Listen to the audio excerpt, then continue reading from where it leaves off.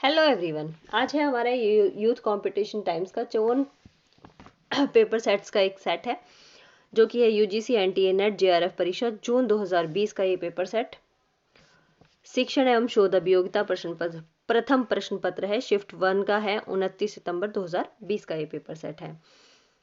Video शुरू करने से पहले एक बार बता दूं कि वीडियो क्वालिटी खराब हो जाती है जैसे मैं ये अपलोड करती हूँ, तो प्लीज़ आप अपनी फ़ोन की वीडियो क्वालिटी 720 करेंगे तो आपको पिक्चर बिल्कुल अच्छे से दिखाई देगी।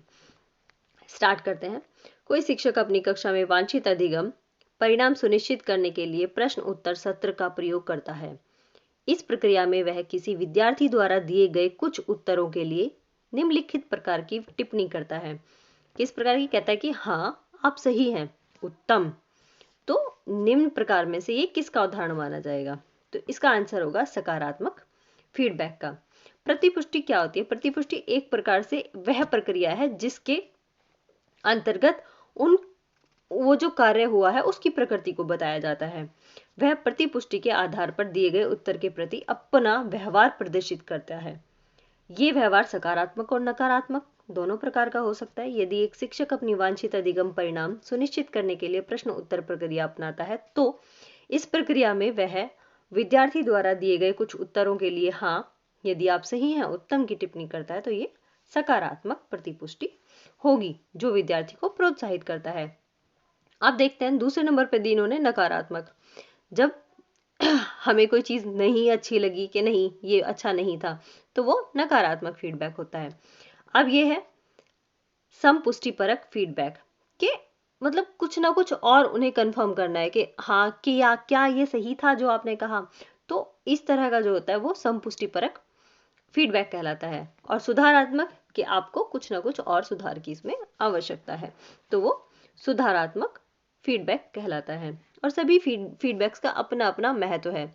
ठीक है, गलत है तो गलत कहें, सही है तो सही कहें, और अगर कहीं सुधार की आवश्यकता लग रही है तो सुधार भी किया जा सकता है, और यदि कहीं कंफर्मेशन नहीं है तो उसको कंफर्म भी किया जा सकता है। ठीक है, तो अपने आप में सारे के सारे फीडबैक्स महत्वपूर्ण हैं।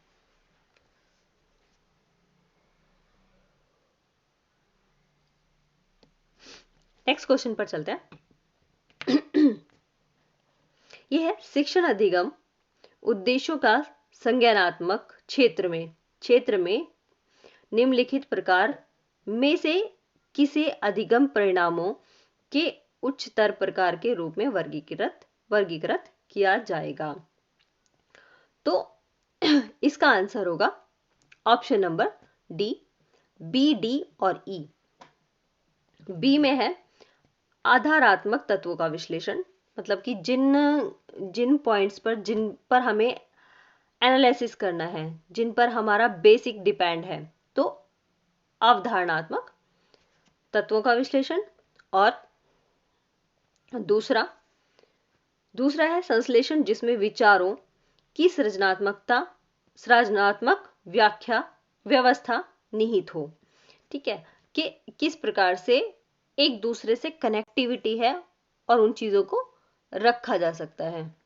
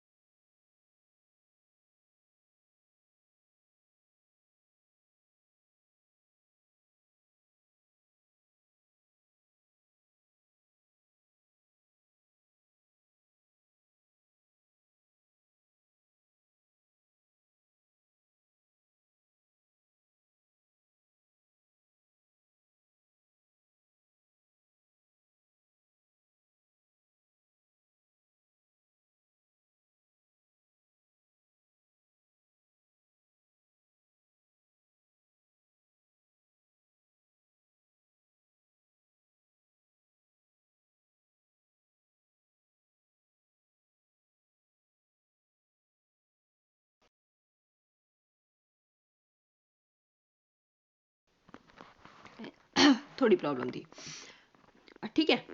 तो ये कोडिफिकेशन के अकॉर्डिंग, जैसे रोल नंबर 1 से 5 तक एक ग्रुप बना, 5 से 10 तक दूसरा ग्रुप, और उसके बाद 11 से 15 तक तीसरा ग्रुप। तो इस तरह से फिर उन ग्रुप्स के भी A group, B group, C group, जैसे बच्चों के शिवाजी हाउस, रेड हाउस, इस तरह से हाउसेस डिवाइड हो जाते हैं, ठीक है। मैं सोचती हूँ कि आपको समझ आ गया होगा, प्लीज बताना अगर इतने से क्लियर हो गया तो, या फिर इतना लंबा खींचने की जरूरत नहीं है, वो भी बता देना। श्रेणियों का निर्धारित न गलत लिखा है, निर्धारण शोध परिकल्पना के अनुसार किया जाता है। श्रेणियों का निर्धारण शोध परिकल्पना के अनुसार किया जाता है, ठीक है। जो श्रेणियां होती हैं उनका निर्धारण भी शोध परिकल्पना क्या होता है? परिकल्पना या उपकल्पना, ठीक है। जब भी मेरी क्लास होती थी तो मैं ये क्वेश्चन इतने अच्छे से बच्चों को याद हो जाता था कि वो जिंदगी में कभी भी कुछ भी चीज भूल जाए, लेकिन उपकल्पना और परिकल्पना क्या होती है ये नहीं भूलते। तो मैं ये सवाल पूछना चाहती हूँ, हालांकि बहुत डिस्टेंस होता है, वो क्लास अलग होती है, ये क्लास अलग होती है, वहां पर बच्चों से पूछा जाता है कि कल्पना और उपकल्पना क्या होती है। तो आंसर आता है कि कल्पना वो है जो हम इंस्टेंट सोचते हैं कि हम अभी अमेरिका जा रहे हैं, रसगुल्ला खाने का मन कर रहा है, रसगुल्ला मुंह में, एकदम से मुंह में पानी आ गया, अचार खाना है तो मतलब मुंह में पानी आ गया, जस्ट माँ के पास घूमने जा रहे हैं या कहीं और का टूर लग रहा है, तो वहीं की पिक्चर हमारे सामने आ गई, ये है कल्पना, ठीक है। और वहीं उपकल्पना या परिकल्पना क्या होती है? वो होती है जब आपके पास कोई समस्या है, कोई प्रॉब्लम है और उसका आपको सॉल्यूशन ढूंढना है, ठीक है। ये है उपकल्पना या परिकल्पना। और जो आपने सॉल्यूशन ढूंढ लिया, फिर उसे क्रॉस चेक होता है उसको, कि उसे आप उस समस्या में फिट करके देखेंगे कि ये यहां पर अप्लाई हुआ या नहीं हुआ। अकॉर्डिंग टू मी, मैं इतना ही बता सकती हूँ जस्ट यहाँ पर। तो क्लास में तो और भी 10 मिनट और भी इस पर हम खींच सकते हैं या बता सकते हैं, या बोर्ड पे हर बच्चे से अलग अलग करके पूछ सकते हैं, लेकिन यहाँ तो बोलना मुझे ही है, ठीक है। तो प्लीज जिसको जो भी समझ आए, जितना समझ आए, प्लीज फीडबैक जरूर देना, ठीक है, ताकि आगे मुझे और वीडियोस बनाने में हेल्प मिले, मुझे भी अच्छा लगे कि हाँ जो किया है वो ठीक है। मैं एक्सप्लेन नहीं करती, बस मैं रीड करते ही चली जाती हूँ।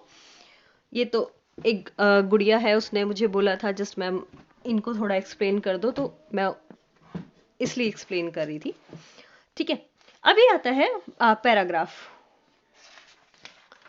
उस बच्चे ने मुझे ये भी बोला था कि मैम पैराग्राफ चाहे नहीं करवाओ, इन क्वेश्चंस को पढ़ने में आप टाइम वेस्ट ना करो, ठीक है। मैं पैराग्राफ के क्वेश्चंस को छोड़ रही हूँ, जब भी पैराग्राफ में से करने होते हैं तो इनका कोई मतलब नहीं बनता। अब आ जाते हैं यहाँ पर हम क्वेश्चन नंबर 16 पर सीधे। क्वेश्चन नंबर 16, पैराग्राफ ये है, पैराग्राफ को मैं लीव कर रही हूँ, ठीक है। अब आते हैं हम क्वेश्चन नंबर 16 पे। ये है, जब संप्रेषण कक्षागत शिक्षण के उद्देश्यों को पूरा करता है। जब संप्रेषण मतलब कि कम्युनिकेशन कक्षागत शिक्षण के उद्देश्यों को पूरा करता है, तो यह है, तो ये क्या है भाई? जब हम आपस में बात कर रहे हैं या फिर जब हमारे टीचर हमें पढ़ा रहे हैं, तो उससे कक्षा में होने वाला जो काम है, जो कक्षा के अकॉर्डिंग कम्युनिकेशन है, वो पूरा हो रहा है। जैसे अभी आपको हाइपोथेसिस समझाना था, उपकल्पना या परिकल्पना समझाना था, तो अकॉर्डिंग टू मी आपको वो चीज समझ आ गई, तो इसको क्या कहेंगे, ठीक है। शिक्षण के उद्देश्यों को पूरा करता है, तो ये उद्देश्य था तो उसको पूरा करता है, तो उसको क्या कहेंगे? तो ये होगा कार्यात्मक हो जाता है, ठीक है। तो ये फंक्शन पूरा हुआ कि मुझे आपको हाइपोथेसिस समझाना था और आपको हाइपोथेसिस समझ आ गई, तो क्या हुआ? ये जो शिक्षण का कार्य था वो कार्योत्तर या कार्यात्मक हो गया, ठीक है। आई होप क्लियर हो गया होगा आपको। बढ़ते आगे, ठीक है। क्वेश्चन नंबर 17, निम्नलिखित में से प्रभावी संप्रेषण के लिए किसे मनोवैज्ञानिक अवरोध कहा जा सकता है? निम्नलिखित में से प्रभावी संप्रेषण के लिए, कि प्रभावी जो कम्युनिकेशन है के लिए किसे मनोवैज्ञानिक अवरोध कहा जा सकता है, मतलब हमारे जो साइकोलॉजिकल बैरियर है वो क्या होगा। तो यहां पर है ऑप्शन नंबर बी है, बी सी और डी। बी सी और डी को देखते हैं। ये है अन्यमनस्कता,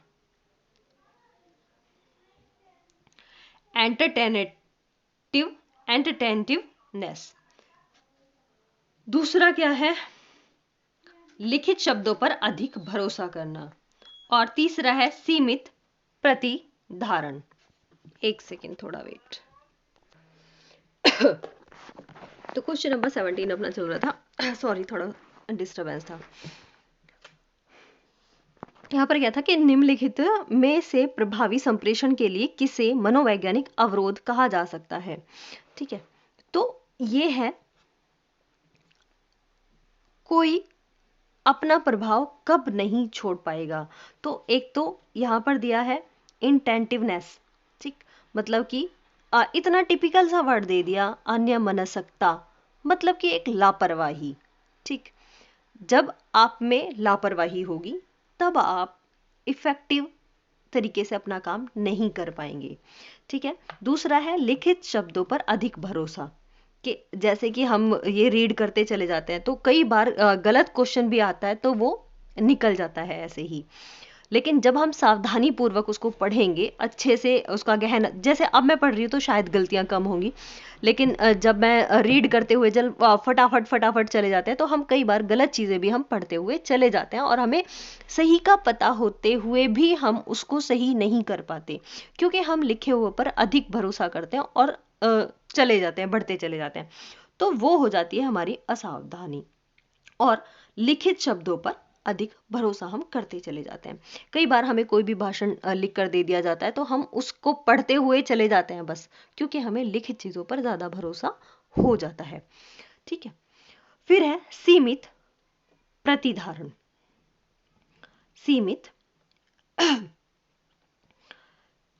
सीमित प्रतिधारण में क्या होगा, ये है क्या, एक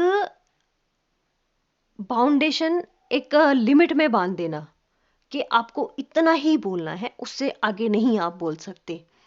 तो एक जो बाउंडेशन होती है वो भी हमारे विचारों को, वो भी हमें चीज़ों को समझाने के लिए, वो भी हमें बहुत सारे, हम उदाहरण देकर कोई चीज़ क्लियर कर सकते हैं। लेकिन जब हमारे ऊपर बाउंडेशन लगा दी जाएगी कि आपने ये काम किया था या नहीं किया था, लेकिन उसके बाद वाली जो एक्सप्लेनेशन है कि आपने वो काम क्यों किया था, लेकिन आपसे क्यों नहीं पूछा जा रहा है। बेशक आपने बहुत अच्छे रीजन की वजह से वो काम किया हो, कोई गलत काम, लेकिन आपको केवल आंसर हाँ या ना में देना है, तो वो एक बाउंडेशन है।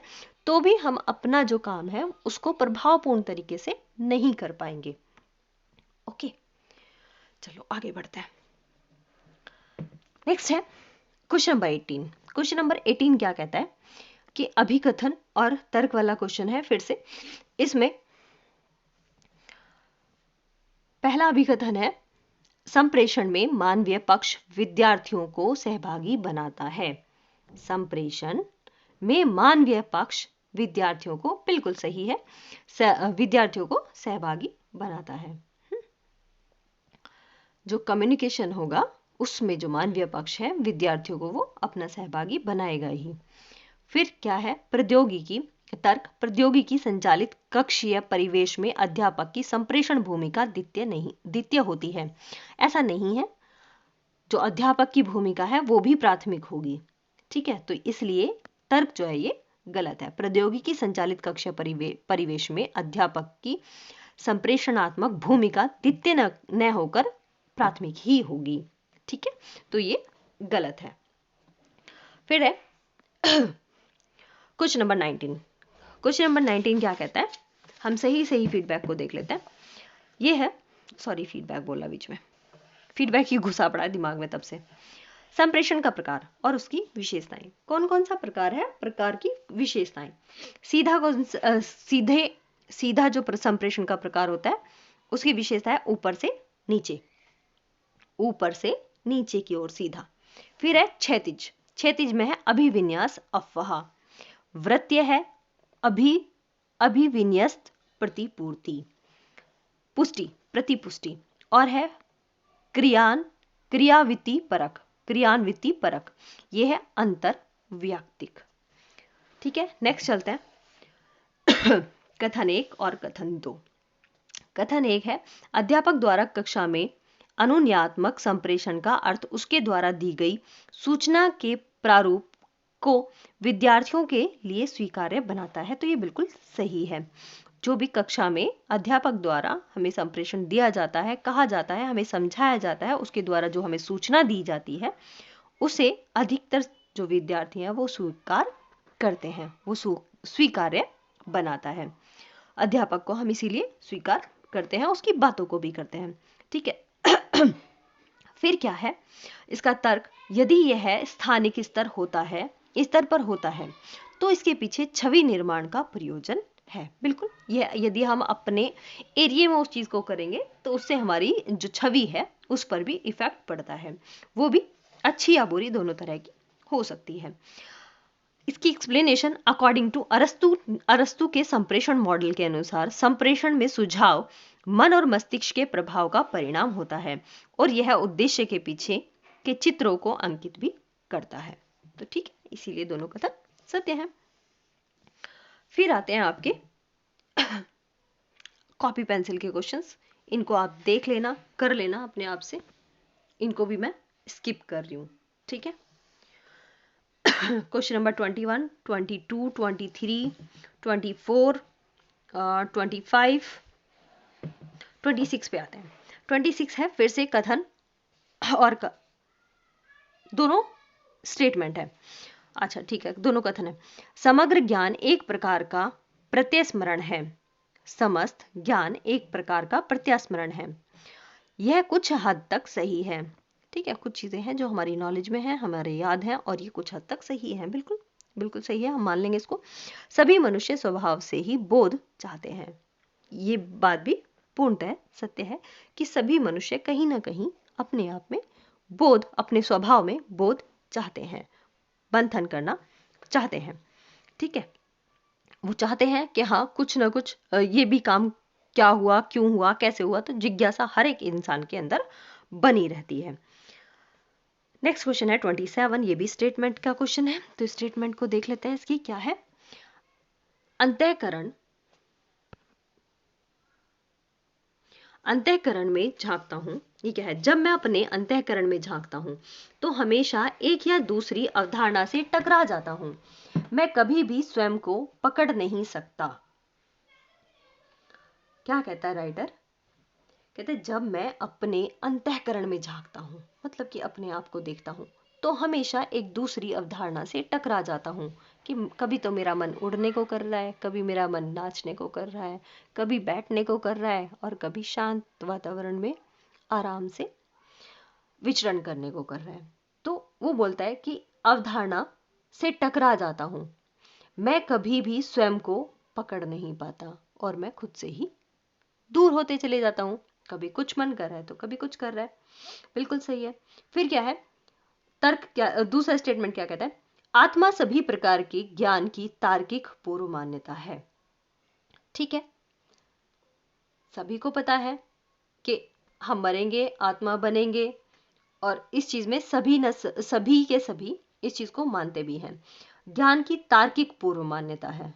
ठीक है, इसलिए इसके संदर्भ में पदार्थ और व्यक्ति की अवधारणाएं इस तरह लागू नहीं की जा सकती। इसलिए इसके संदर्भ में पदार्थ और व्यक्ति की अवधारणाएं इस तरह से लागू नहीं की जा सकती। ये दोनों ही कथन सही है।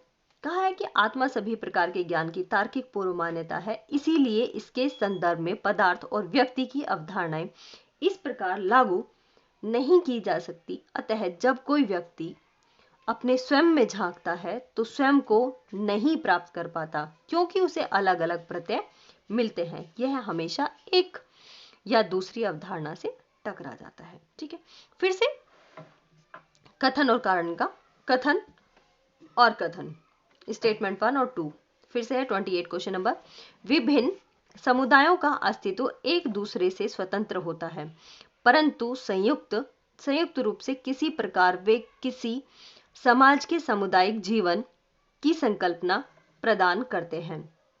विभिन्न समुदायों का अस्तित्व एक दूसरे से स्वतंत्र होता है। ठीक है, एक समुदाय दूसरा है, दूसरा समुदाय दूसरा है, और दोनों एक दूसरे से अलग अलग होते हैं और अलग तरीके से स्वतंत्र भी होते हैं, परंतु संयुक्त रूप से किसी प्रकार वे किसी समाज के सामुदायिक जीवन की संकल्पना प्रदान करते हैं। ठीक है, लेकिन वो किसी न किसी रूप से एक समाज का हिस्सा होते हैं और एक ही समाज से जुड़े होते हैं।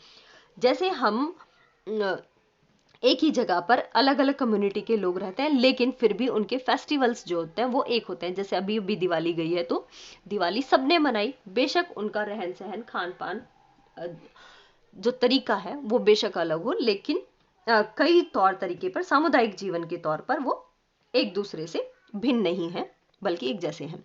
फिर दूसरा स्टेटमेंट क्या कहता है, पृथ्वी का अस्तित्व या तो किसी अज्ञात संयोग का प्रतिफल है अथवा यह किसी आंतरिक आवश्यकता या किसी बाह्य कारक के कारण है।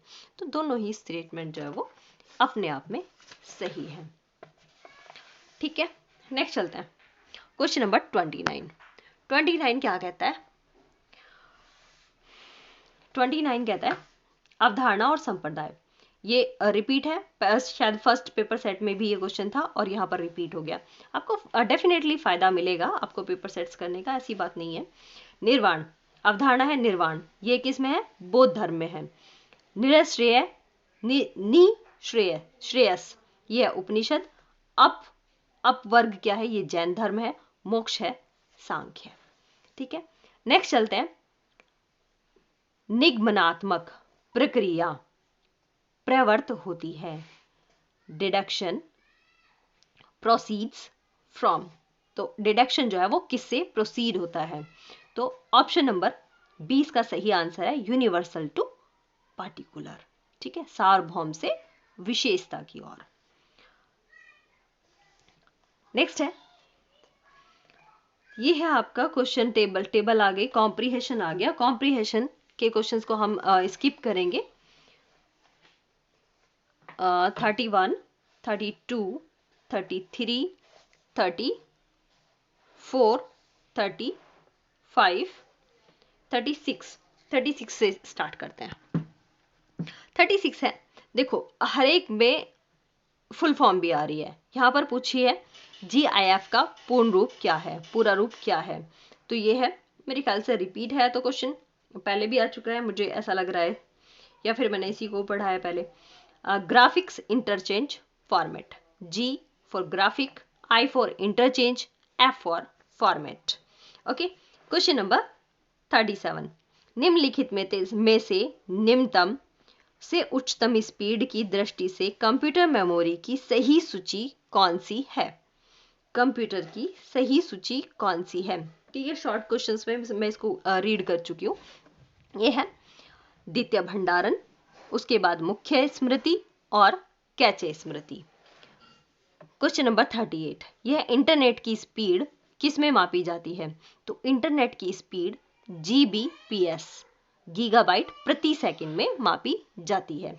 नेक्स्ट है अभिकथन और तर्क। अभिकथन क्या कहता है? अभिकथन कहता है मशीन लर्निंग में अच्छी गुणवत्ता और पर्याप्त डेटा की आवश्यकता होती है ताकि एल्गोरिदम के प्रशिक्षण और परीक्षण हो सके। ठीक है, फिर क्या है इसका तर्क? क्या कहता है? इसका तर्क है सही वर्गीकरण के लिए अच्छे गुणवत्ता वाले डेटा जो शोर से मुक्त हो तथा पर्याप्त डेटा एल्गोरिदम के प्रशिक्षण और परीक्षण के लिए अपेक्षित होता है। तो ये दोनों सही है और सही व्याख्या एक दूसरे की करते हैं। नेक्स्ट चलते हैं, ये भी कंप्यूटर का ही क्वेश्चन है। कंप्यूटर के कुल 5 क्वेश्चंस आ रहे हैं हर पेपर सेट में, थोड़ा ध्यान से। वेबसाइट का प्रयोग कर किसी की शिकायत को निकालने को कहा जाता है। वेबसाइट का प्रयोग करके किसी की शिकायत को निकालने को क्या कहते हैं? तो ये कहते हैं साइबर वेंटिंग। साइबर वेंटिंग इसको बोलते हैं। साइबर वेंटिंग सहकर्मियों, वरिष्ठ अधिकारियों आदि के बारे में दुष्प्रचार करना है, इसके उद्देश्य हेतु एक वेबसाइट का प्रयोग करते हैं और टिप्पणी सार्वजनिक कर दी जाती है। ठीक है, नेक्स्ट है अभिकथन और तर्क। अभिकथन क्या कहता है? नदियों की अपेक्षा झीलों को प्रदूषित होने की अधिक संभावना होती है। बिल्कुल सही है। फिर क्या है? झीलों के जल को प्रतिस्थापित होने में दशकों लग जाते हैं। बिल्कुल सही है दोनों और सही व्याख्या है। फिर है next question, thermal reactor 42। Thermal reactor निम्नलिखित न्यूक्लियर ईंधन के विखंडन से ऊर्जा उत्पन्न करते हैं। तो इसका आंसर होगा यूरेनियम 235, यूरेनियम 233 और प्लूटोनियम ये है 239। नेक्स्ट है, एक सेकेंड स्टार्ट करें। ध्वनि प्रदूषण को निम्नलिखित आयाम की मानक ध्वनि तीव्रता के संदर्भ के साथ डेसिबल डीबी में मापा जाता है। ध्वनि प्रदूषण को निम्नलिखित आयाम की मानक ध्वनि तीव्रता के संदर्भ के साथ डेसिबल मतलब कि डीबी में मापा जाता है। तो इसको क्या कहेंगे? इसको कहेंगे 1 पिकोवाट प्रति मीटर 2। ठीक है, ध्वनि प्रदूषक को 1 पिकोवाट प्रति मीटर 2 आयाम की मानक ध्वनि तीव्रता के संदर्भ के साथ डेसिबल डीबी में मापा जाता है। नेक्स्ट है 44, प्रदूषित शहरी क्षेत्र में फोटोकेमिकल धूम कोहरे में निम्नलिखित में से किसकी उच्चतम सांद्रता पीपीवी होती है? तो ये है कार्बन मोनोऑक्साइड। ठीक है, प्रदूषित शहरी क्षेत्र में फोटोकेमिकल धूम कोहरे में कार्बन मोनोऑक्साइड की उच्चतम सांद्रता पीपीवी होती है। नेक्स्ट है क्वेश्चन नंबर 45। सूची 1 को सूची 2 से मिलाना है। समझौता योजना है प्रोटोकॉल समझौता योजना और उसके प्रावधान। प्रोटोकॉल समझौता योजना है, ये है मॉन्ट्रियल प्रोटोकॉल। मॉन्ट्रियल प्रोटोकॉल क्या होता है? इसके प्रावधान क्या है? ओजोन को कम करने वाले पदार्थों को समाप्त करता है। ठीक है, फिर है पेरिस समझौता। पेरिस समझौता है वांछित राष्ट्रीय निर्धारित योगदान। फिर है जलवायु कार्य योजना, समेकित संसाधन प्रबंधन। फिर है क्योटो प्रोटोकॉल, उत्सर्जन व्यापार। ठीक है, ये तो सीधी सीधी चीजें हैं, इनको याद करना है, इनमें समझाने जैसा कुछ नहीं है। फिर है चीन के विद्वान ई चिंग और जुआंग जैन ने ऐतिहासिक नालंदा विश्वविद्यालय में दौरा किया। ये है कौन सी? 7वीं शताब्दी सी ईस्वी में। ठीक है, और जिसको पिक्चर क्वालिटी अच्छी ना हो और पिक्चर चाहिए भी तो टेलीग्राम ग्रुप का मैं लिंक दे दूंगी डिस्क्रिप्शन में या फिर कमेंट बॉक्स में, वहां से आप टेलीग्राम ग्रुप ना ज्वाइन कर लेना। वहां पर ये पिक्चर्स मैं सारी की सारी फॉरवर्ड करते रहती हूँ, तो वहां से आप लोग देख लेना पिक्चर्स को। बाकी बुक तो मैंने आपको बता ही दिया, यूथ कंपटीशन टाइम से आप देख सकते हैं उसको भी। Question number 47। क्वेश्चन नंबर 47 कह रहा है, किस वर्ष में केंद्र सरकार ने यह निर्णय लिया कि लोक विधियों से केंद्रीय विश्वविद्यालयों और अन्य विश्वविद्यालयों तथा उच्चतर शिक्षण संस्थानों को सहायता अनुदान के आवंटन से संबंधित सभी मामले विश्वविद्यालय अनुदान आयोग को भेजे जाएं? तो इसका आंसर होगा 1952 में। नेक्स्ट है कथन 1 और कथन 2। यूजीसी अधिनियम 1956 की धारा 2 6 के अधीन केंद्र राज्य अधिनियम द्वारा विश्वविद्यालयों की स्थापना की जाती है। सही है। दूसरा है यूजीसी अधिनियम 1956 की धारा 3 के अंतर्गत यूजीसी की सलाह पर केंद्र सरकार की अधिसूचना द्वारा मान्यत विश्वविद्यालय घोषित किए जाते हैं। तो दोनों ही सही हैं, दोनों स्टेटमेंट्स सही हैं। नेक्स्ट है 49 क्वेश्चन नंबर, ये है जैक्स डेलर्स की अध्यक्षता वाले 21वीं सदी के लिए शिक्षा संबंधी अंतरराष्ट्रीय आयोग के अनुसार 21वीं सदी के दौरान निम्नलिखित में से कौन से तनाव देखे जाएंगे?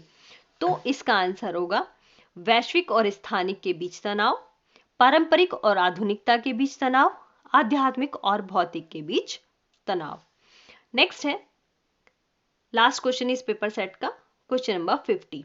ये है सूची 1 को सूची 2 से मिलाना है। यहाँ पर दिया है पर्यावरण जागरूकता, पर्यावरण ज्ञान, पर्यावरणीय दृष्टिकोण और पर्यावरणीय कौशल। तो ये क्या क्या होते हैं जस्ट डिफाइन किया गया है। पर्यावरण जागरूकता क्या है? कुल पर्यावरण के लिए संवेदनशीलता प्राप्त करने के लिए सामाजिक समूहों और व्यक्तियों की सहायता करना पर्यावरण जागरूकता कहलाता है। ठीक है, लोगों की सहायता करना।